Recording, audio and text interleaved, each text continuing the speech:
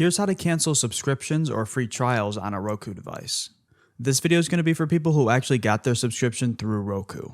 You'll know whether it is or not because it'll say on the billing statement that the charge was from Roku.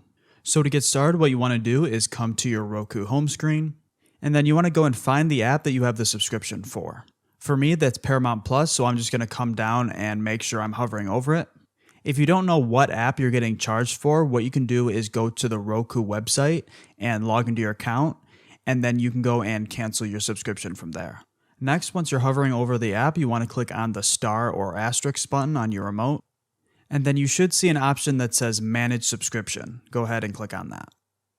Now here, it's going to tell you all the information about your subscription or free trial, and if you're ready to cancel it, go ahead and click on Turn Off Auto Renew.